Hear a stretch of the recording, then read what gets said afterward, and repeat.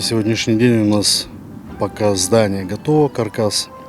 Был большой перерыв у нас, так как закончились средства у нас на продолжение работ. Сейчас на данный момент хотим сварить кровлю каркаса.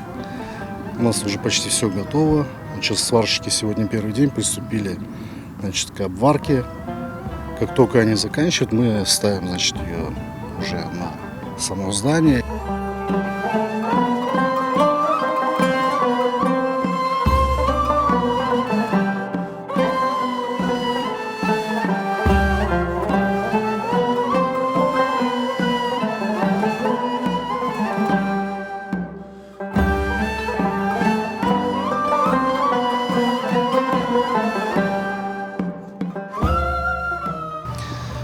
Я призываю всех мусульман участвовать в данных проектах, грандиозных проектах.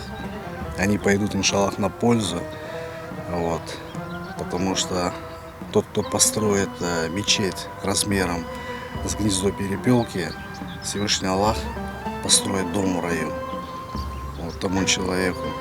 Поэтому каждый, кто сможет, пусть поможет.